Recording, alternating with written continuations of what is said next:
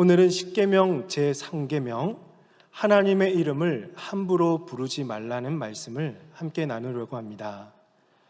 십계명을 계속 묵상하다 보니까 이 십계명이야말로 좋은 예배자가 되기 위한 지침서라는 생각이 들었습니다. 하나님께서 출애굽한 이스라엘 백성들에게 이 십계명을 주신 목적을 여러분 한번 생각해 볼까요? 하나님께서 애굽의 노예였던 이스라엘 백성들을 출애굽하게 하신 이유는 마땅히 받으셔야 할 그 찬송과 영광과 예배를 구원받은 백성들에게 받기 위함이었습니다. 그래서 하나님은 당신을 예배할 수 있는 예배 지침서를 두 돌판에 직접 새겨서 모세에게 전해주셨던 것입니다. 하나님은 1계명을 통해서 예배를 드려야 될 이 바른 대상이 누구인지를 먼저 가르쳐 주셨지요. 예배받기 합당하신 분은 이 세상의 다른 신들이 아니라 온 세계를 창조하신 창조주 하나님이시라는 것입니다. 그래서 하나님은 다른 신들을 숭배하는 우상 숭배를 가장 싫어하셨습니다. 2계명을 통해서는 하나님을 어떻게 예배해야 할지 예배의 방식에 대해서 가르쳐 주셨습니다. 아무 형상이나 만들어서 예배를 드린다고 해서 모든 것이 다 예배가 되는 것이 아니라 하나님께서 정해주신 방법대로 예배를 드려야 천대까지 은혜를 받을 수가 있었습니다. 그리고 3계명을 통해서는요, 예배 받으실 하나님이 어떤 분이신지 그분의 이름을 통해서 알려주셨고, 그분의 이름을 함부로 부르지 말고 올바르게 사용하여서 예배 드릴 수 있도록 예배 태도에 대해서 가르쳐 주셨죠.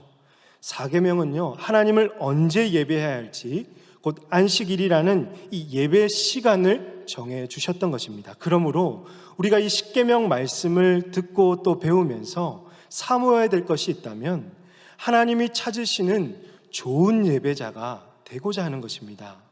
하나님이 직접 새겨주신 이 예배 지침서대로 내가 지금 현재도 예배를 잘 드리고 있는지를 스스로 돌아보면서 하나님을 올바르게 예배하고 그분의 이름을 높여 찬양해야 하는 것입니다. 사랑하는 성도 여러분, 이 밤에 좋은 예배자 되기를 사모하시기를 주님의 이름으로 축복합니다.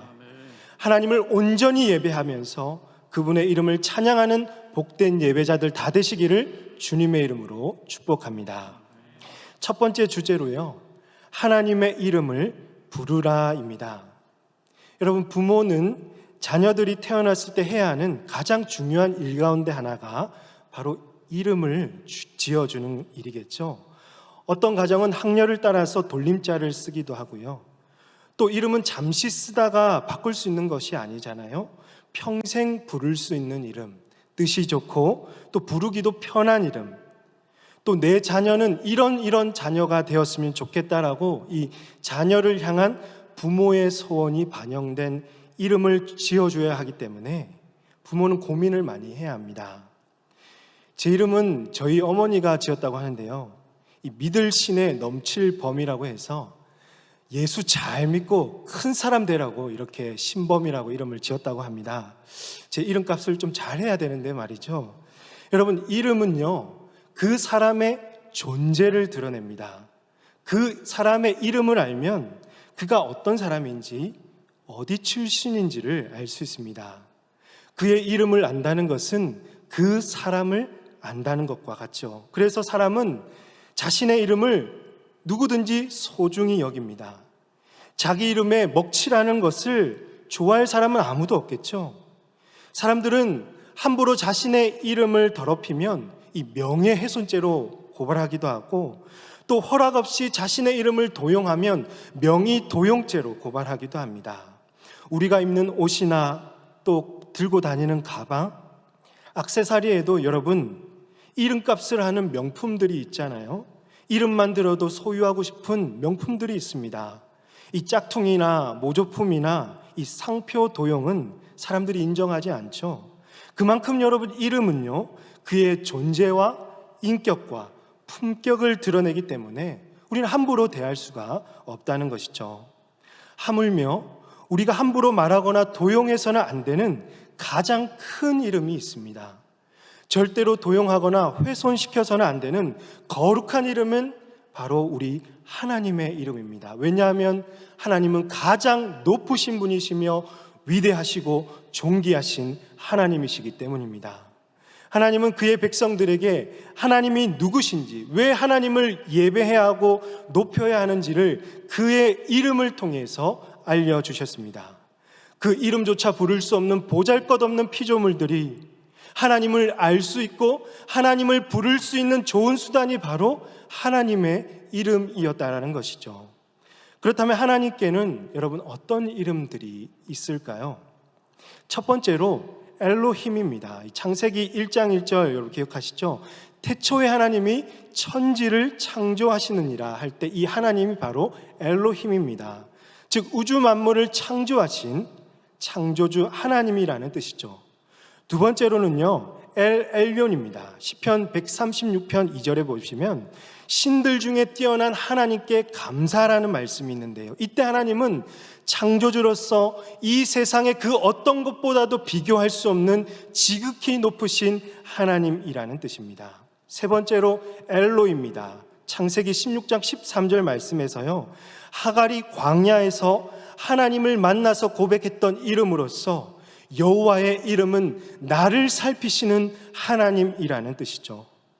네 번째로는 엘샤다이입니다. 창세기 17장 1절에서 하나님께서 친히 아브라함에게 자신의 이름을 알려주셨죠. 나는 전능한 하나님이라.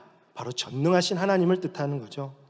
다섯 번째로 엘올람입니다. 창세기 21장 32절과 33절에서 아브라함으로부터 예배 의식에 사용되었던 이름으로서요, 영원하신 하나님이란 뜻입니다. 무엇보다 구약에서 자주 사용하는 이름이 있습니다. 출애굽기 3장 13절 말씀해 보시면 모세가 하나님께 묻습니다. 내가 이스라엘 자손에게 가서 이르기를 너희의 조상의 하나님이 나를 너희에게 보내셨다 하면 그들이 내게 묻기를 그의 이름이 무엇이냐 하리니 내가 그때 무엇이라고 그들에게 말하리이까. 이때 하나님의 이름을 무엇이라고 가르쳐 주고 계시죠? 14절 말씀 우리 같이 한번 읽겠습니다. 14절 시작. 하나님이 모세에게 이르시되 나는 스스로 있는 자이니라. 또 이르시되 너는 이스라엘 자손에게 이같이 이르기를 스스로 있는 자가 나를 너희에게 보내셨다 하라. 아멘. 하나님의 이름을 스스로 있는 자라고 알려주고 계시죠. 여기서 스스로 있는 자란 바로 여호와, 야훼라고 불렀고요, 이 이름의 뜻은 나는 나이다, I am who I am, 스스로 존재하시는 지존자, 영존하시는 분이라는 뜻입니다. 그런데 이스라엘 백성들은요, 이 여호와라는 이름을 함부로 부를 수가 없었습니다. 그분의 이름이 너무 높고 거룩해서 차마 입으로 발음할 수가 없었고 혹시라도 실수할까 봐 두려워했던 것입니다. 서기관들은 이 여호와라는 이름을 글씨로 쓸 때에도 험붓은 버려버리고요, 세붓으로 바꿔 쓸 정도로 위험 있는 이름이었습니다. 그래서 유대인들은 여호와를 야훼, 여호와로 부르지 않고 아도나이, 주님이라고 부르자고 서로 마음을 맞추었다는 것이죠. 이런 여호와 하나님께서 이스라엘 백성들과 친히 언약을 맺으셨고요, 언약을 신실하게 지켜주셨습니다. 하나님은 자기 백성들이 애굽에서 고통받고 있을 때 직접 개입하셔서 백성들을 애굽으로부터 건져내어 주셨습니다. 백성들은 아도나이, 주님이라는 하나님의 이름을 부를 때마다 언약을 신실하게 지켜 행하신 하나님을 기억해야 했으며 또 지존하신 하나님의 그 이름을 높이며 찬양해야 했던 것입니다. 이처럼 하나님은 다양한 이름을 통해서 당신이 누구이신가를 백성들에게 드러내 주셨습니다. 백성들은 하나님 앞에서 그분의 이름을 부르며 합당한 태도로서 나아가야 했던 것입니다. 그렇습니다. 사랑하는 성도 여러분, 하나님은 그의 백성들에게 하나님의 이름을 부르라고 알려주셨던 것입니다. 유대인처럼 여호와의 이름이 두려워서 혹시나 실수할까 봐 함부로 부르지 않는 이 경외심, 신중함도 때론 필요하지만 무엇보다도 하나님의 이름은 부르는 것을 하나님께서 기뻐하신다는 것입니다. 그분의 이름을 높이면서 찬양하는 것을 하나님은 즐거워하십니다. 십계명 상계명은요, 그 이름을 무조건 부르지 말라, 아예 부르지 말라가 아니라요, 하나님의 이름을 부르되 헛되이 부르지 말고 진실되게 올바르게 마음을 다해서 불러라 라는 명령인 것입니다. 그렇다면 하나님의 이름을 부른다는 것은 어떤 의미가 있을까요? 어떤 의미가 있을까요? 바로 하나님과 나와 친밀한 관계를 맺으며 서로 하나, 연합한다는 것입니다. 여러분, 김춘수의 꽃이라는 시를 알고 계시지요? 제가 시를 잘 읊지 못하지만 한번 이 시간에 한번 읊어보겠습니다. 내가 그의 이름을 불러주기 전에는 그는 다만 하나의 몸짓에 지나지 않았다. 내가 그의 이름을 불러주었을 때 그는 나에게로 와서 꽃이 되었다. 내가 그의 이름을 불러준 것처럼 나의 이 빛깔과 향기에 알맞은 누가 나의 이름을 불러다오. 그에게로 가서 나도 그의 꽃이 되고 싶다. 여러분, 여기서 시인은요, 서로 이름을 모를 때에는 하나의 몸짓에 불과했던 것이 내가 그의 이름을 부르고 나니까 그는 내게 꽃이 되었다는 것입니다. 바로 그와 깊은 관계를 맺으며 서로 소중한 존재가 되었다라는 것이죠. 여러분, 마찬가지로 하나님께서 내 이름을 불러주셨을 때에는요, 나는 하나님과 깊은 관계를 맺게 되었고요, 또 여러분이 하나님의 이름을 부를 때에는 하나님께서 여러분에게 꽃이 되어주신다는 것입니다. 성경에서도 여호와의 이름을 불렀다는 말씀을 쉽게 찾을 수가 있습니다. 창세기 4장 26절 말씀에서 셋도 아들을 낳고 그의 이름을 에노스라 하였으며 그때 사람들이 비로소 여호와의 이름을 불렀더라 라고 하죠. 무슨 말일까요? 하나님이 가인의 계보가 아닌 셋의 계보를 택하셨고 셋의 사람들이 비로소 하나님의 이름을 높였다, 하나님의 예배했다, 하나님께 제사를 드렸다라는 뜻입니다. 또 창세기 12장 8절 말씀에서 아브라함이 거기서 이 가나안 땅이죠, 베델 동쪽 산으로 옮겨 장막을 치니 서쪽은 베델이요 동쪽은 아이라. 그가 그곳에서 여호와께 제단을 쌓고 무엇을 불렀어요? 여호와의 이름을 부르더니. 아브라함은 하나님이 가라고 하신 가나안 땅에 도착하여서 가장 먼저 무엇을 했어요? 여호와의 이름을 부르면서 제사를 드렸습니다. 하나님께 도움을 구하며 감사의 제사를 드렸던 것입니다. 또 요엘 2장 32절 말씀에서도 누구든지 여호와의 이름을 부르는 자는 구원을 얻으리니 이는 나 여호와의 말대로 시온산과 예루살렘에서 피할 자가 있을 것이며 남은 자 중에 나 여호와의 부름을 받은 자가 있을 것임이니라. 요엘 선지자는 앞으로 하나님의 영으로 말미암아 누군지 여호와의 이름을 부르는 자들마다 구원을 받을 것이라고 예언하였습니다.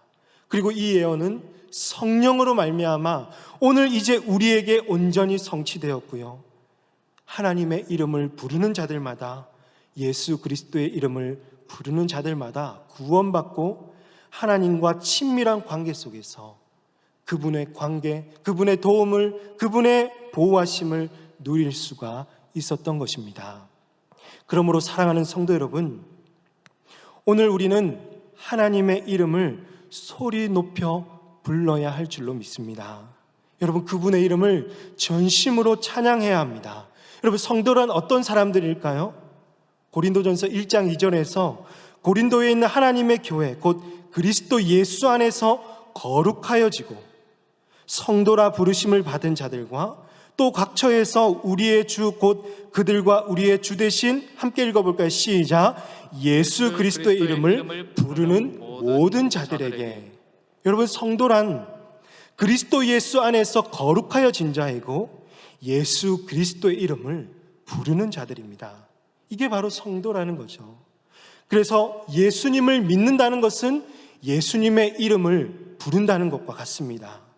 우리가 예수님의 이름을 부를 때 예수님은 우리와 하나가 되십니다. 여러분, 그렇다면 성도는 어떤 마음으로, 어떤 자세로 그분의 이름을 불러야 할까요? 첫 번째로 하나님의 이름을 같이 한번 읽어볼까요? 시작. 경외심을 가지고 불러야 합니다. 그렇습니다. 지존하시고 존귀하신 그 이름, 거룩하신 하나님의 이름을 여러분 함부로 부를 수가 없잖아요.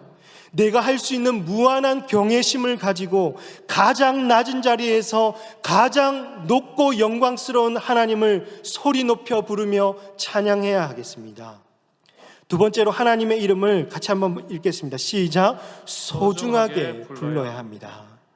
하나님의 이름은 하나님의 자녀들에게 정말로 소중합니다.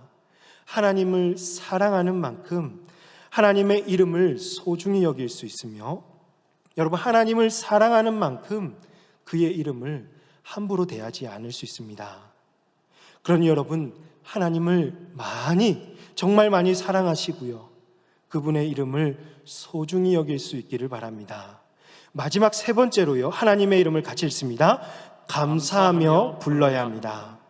우리는 하나님의 이름을 통해서 구원 얻는 은혜를 입었습니다. 믿으십니까? 이 은혜를 아는 성도의 유일한 반응이 뭘까요? 바로 오직 감사와 기도로 그분을 찬양하는 것입니다. 여러분 이런 찬양의 가사가 있는데요, 내가 할 수 있는 것은 오직 감사와 기도, 두 손을 높이 들고 주께 감사하네 찬양하네, 이런 찬양의 가사가 있는데요, 우리 반주에 맞춰서 이 찬양 한번 같이 불러봤으면 좋겠습니다. 내가 할 수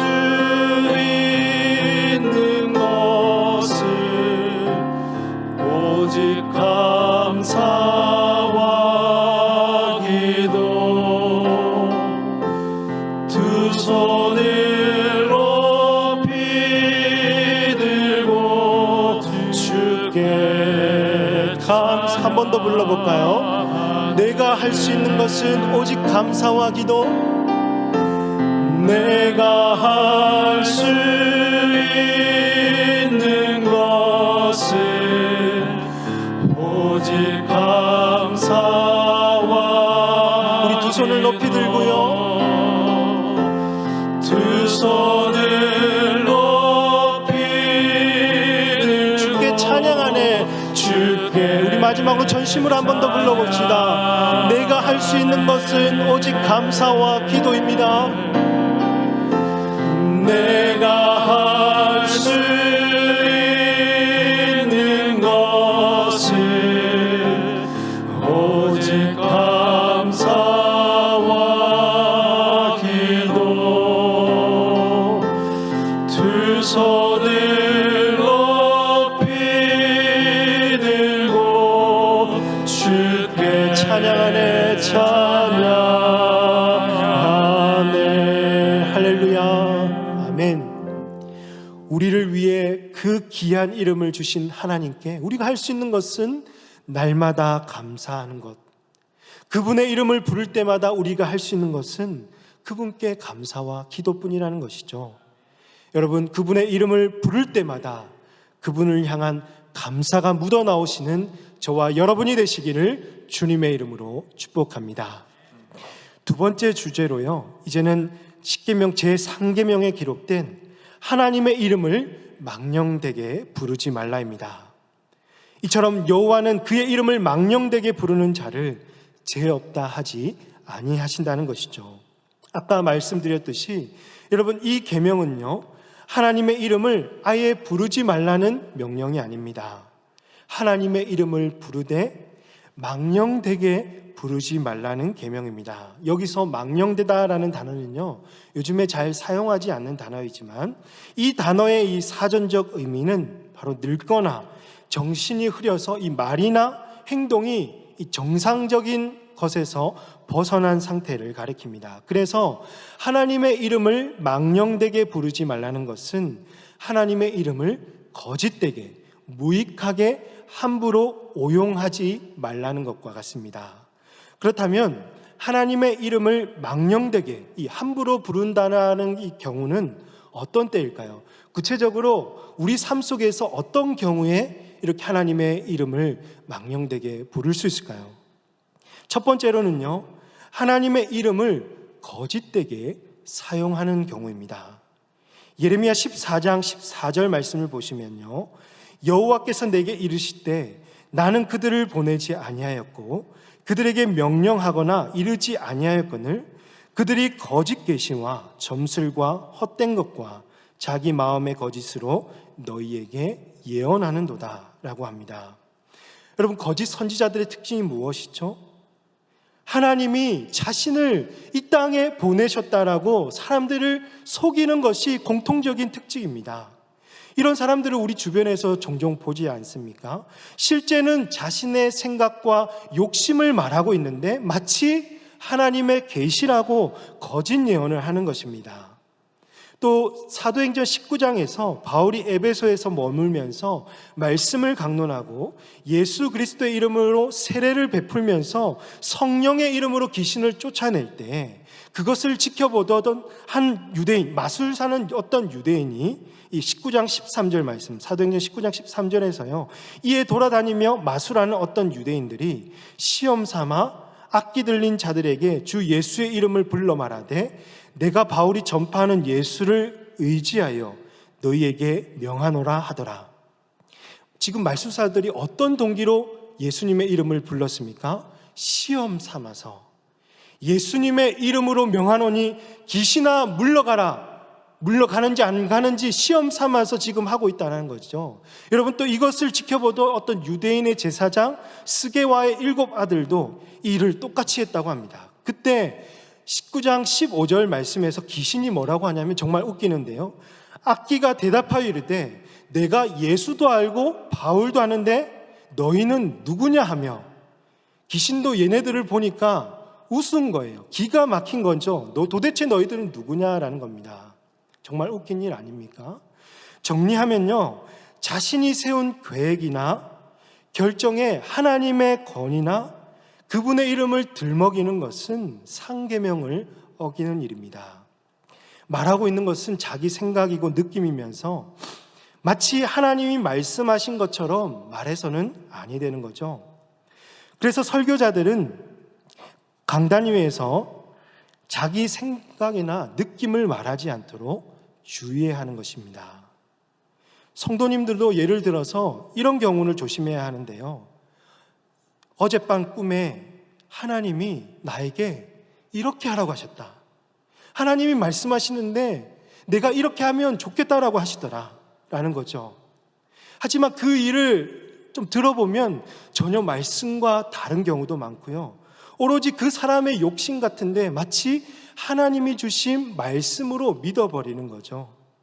또 여러분, 종종 이런 일이 있잖아요. 어떤 형제가 한 자매에게 가서 내가 열심히 기도했더니 그 자매, 당신은 나와 짝을 이루라는 하나님의 명령이 떨어졌다, 그래서 나와 이제 오늘부터 연애를 합시다, 이런 경우 여러분 당해보신 분 계시나요? 예, 있을 거예요 아마도. 여러분, 그런데 솔직히 보면 자기 생각, 자기 욕심, 자기 뜻일 가능성이 크다는 거죠. 여러분, 이것을 돌아봐야 합니다. 그리고 정말 내가 하고 싶은 것은 아닌지, 하나님의 이름을 들먹이는 것은 아닌지를 늘 주의해야 하는 거죠. 두 번째로, 하나님의 이름을 경박하게 사용할 때입니다. 사람들은 종종 하나님의 이름을 아무 생각 없이 쉽게 사용하는 경우들이 있습니다. 특히 이 외국 영화를 보거나 외국 사람들이 종종 사용하는 게 있잖아요. 뭘까요? 오 마이 갓이죠. 뭐만 하면 오 마이 갓 이러고요, 믿지 않는 사람들도 오 마이 갓 하고, 또 심지어 이 성행위를 할 때도 마이 갓을 찾더라고요. 여러분, 우리나라 사람들은 오 마이 갓을 하지 않고 어떻게 하죠? 아이고 주여 주여, 그냥 주여 주여 외치는 것입니다.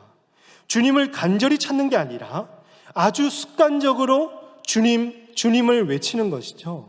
육신의 아버지의 그 이름도 여러분 쉽게 말하지 않으면서 거룩하고 존귀하신 하나님의 이름을 너무도 쉽고 경박스럽게 찾는다라는 것이죠. 또 하나님께 기도할 때나 또 식사할 때 아무런 의미 없이 몇 초 정도 이렇게 눈을 감고 기도하면서 마지막에는 누구의 이름으로 기도할까요? 예수님의 이름으로 기도한다는 거죠. 대충 아무 의미 없이 기도하면서 예수님의 이름을 말하는 것은 상계명을 어기는 행위입니다.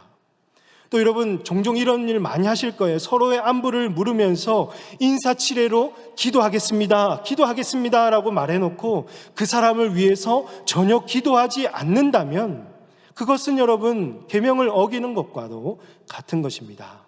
이런 기도를 주의해야 한다는 거죠. 세 번째로 하나님의 이름으로 거짓 맹세할 때입니다. 무엇보다 상계명은 거짓 맹세하는 것을 금지하고 있는데요.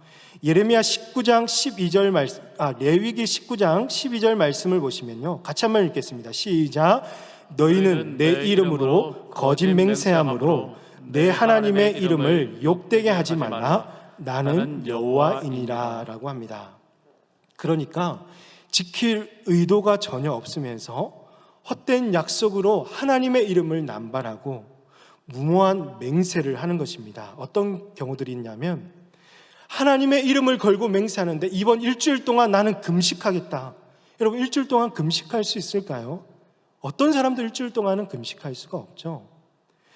시험 공부는 하지 않으면서 아무런 노력도 없으면서 내일 시험 나는 만점 받겠다. 그리고 기도하는 거죠. 또 좋은 결과를 얻겠다. 하나님 좋은 결과 주십시오. 그렇게 기도한들 하나님이 주실까요? 누가 봐도 다이어트를 못할 사람인데 내일부터 하나님께 맹세코 다이어트를 하겠다. 여러분 남들 앞에서 이렇게 하나님의 이름을 걸고 맹세한다는 것입니다. 그리고 기도한다는 거죠. 예레미야 5장 이전에서 그들이 여호와께서 살아계심을 두고 맹세할지라도 실상은 무슨 맹세예요? 거짓 맹세이니라. 그가 아무리 하나님의 이름으로 맹세를 한다 할지라도 그 마음속에 진실함이나 성실함, 이 맹세를 지키려고 하는 아무 노력이 없다면 그것은 오히려 하나님을 욕되게 하는 일이며 그 행위를 하나님께서 죄 없다 하지 아니하리라 라고 하는 것입니다. 마지막 네 번째로 하나님의 이름을 부르지 않고 침묵하고 방관할 때입니다. 무슨 말이냐면 앞에서 말씀드린 대로 혹시나 하나님의 이름을 망령되게 이룰까 봐 또 그분의 이름을 경박하게 사용하거나 거짓 맹세할까 봐 그럴 바에는 그냥 입 다물고 하나님의 이름을 말하지 않아야지 그렇게 하면서 실수할까 봐 입 다물고 있는 것 또한 하나님의 이름을 무시하는 것과도 같은 행위입니다. 분명하게 기억할 것은 하나님은 그분의 이름을 올바르고 진실하게 부르라고 우리에게 명령하고 계시는 것입니다. 여러분 말씀을 맺겠습니다. 십계명 상계명을 통해서 오늘 우리에게 주시는 실천 행동들이 있습니다. 두 가지로 정리하면요. 첫 번째로는요. 하나님의 이름을 함부로 말하지 않는 수준에 머무르지 마시고 하나님의 이름을 적극적으로 부르시길 바랍니다. 우리가 사랑하고 섬기는 하나님을 어떻게 해서든지 높이고 그분의 이름을 항상 기억하며 찬양하시길 바랍니다. 아침에 눈을 뜨면 아침마다 새롭고 늘 새롭게 인도하시는 그분의 인자하심을 찬양하시고 밤에 눈을 감을 때면 오늘 하루 나와 동행하시고 나를 선한 길로 인도하셨던 하나님, 또 내일의 그 밝은 태양을 뜨게 하시를 또 소망의 하나님을 사랑하시는 여러분이 되시기를 바랍니다. 여러분 하나님의 이름을 부를 때는 어떻게 부르라고요? 경외심을 가지고 또 소중한 마음을 담아서 감사하며 부르시고 두 손을 높이 들고 하나님의 이름을 높여 찬양하는 저와 여러분이 되시기를 주님의 이름으로 축복합니다. 두 번째로는요, 하나님의 이름을 드러내는 품격 있는 삶을 살아가시기를 바랍니다. 여러분 우리 예수님의 삶을 한번 떠올려 볼까요? 예수님은 이 땅에 인간의 몸으로 오셔서 누구를 알게 하셨죠? 하나님이 누구이신지를 알게 해주셨습니다. 예수님의 삶은 하나님의 이름을 드러내는 삶이셨으며 예수님의 삶 전체가 하나님의 이름을 보여주신 삶이었습니다. 예수님의 말과 행동은 조금도 거짓 없이 진실하고 거룩하신 삶이셨기 때문에 함부로 말할 위험도 거짓 맹세할 기회도 없으셨습니다. 이처럼 예수님이 우리에게 여러분 참된 길을 제시하고 있습니다. 우리의 삶이 거룩하고 진실하면 자연스럽게 하나님의 이름을 높이며 살아갈 수가 있는 것입니다. 우리 삶의 중심에 하나님이 무게를 잡고 계시면요, 하나님이 전심으로 차지하고 계시면 골로새서 3장 17절 말씀처럼 또 무엇을 하든지 말에나 일에나 다 주 예수의 이름으로 하고 그를 힘입어 하나님 아버지께 감사하며 살아가시면 언제든지 하나님의 이름을 보여주는 품격 있는 삶을 살아갈 수가 있을 것입니다. 사랑하는 성도 여러분, 언제 어디서나 그리스도인답게 살아가시고요, 그리스도에 걸맞은 품격 있는 말을 하시고 품격 있는 행동을 통해서 오늘 저와 여러분의 삶 속에서 예수님의 이름, 하나님의 이름을 자연스럽게 드러내는 삶이 되시기를 주님의 이름으로 축복합니다. 이 시간에 함께 찬양하겠습니다. 지존하신 그분의 이름을 찬양하며 예수님의 이름을 높여 찬양하는 시간 되기를 원합니다. 함께 찬양하시겠습니다. 지존하신 주님 이름 앞에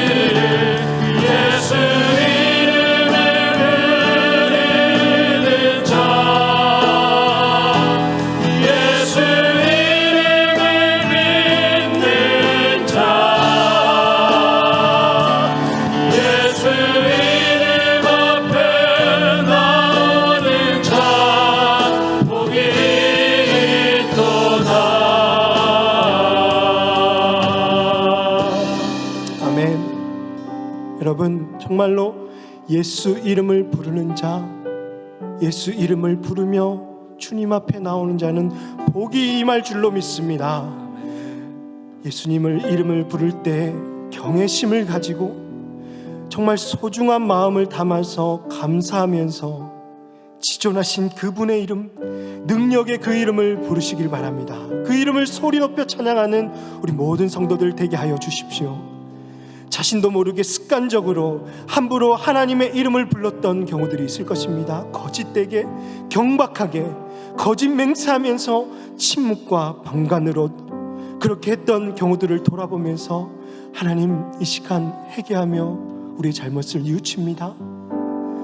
언제 어디서나 그리스도인다운 품격 있는 말, 품격 있는 행동이 우리 삶 속에서 흘러나와서 하나님의 이름을 욕되게 하는 자들이 아니라 하나님의 이름을 드러내는 영광스러운 삶, 품격 있는 삶을 살아가는 우리 모든 성도들 되게 해달라고 이 시간 주여 한번 외치고 하나님의 이름을 부르짖으며 기도하도록 하겠습니다.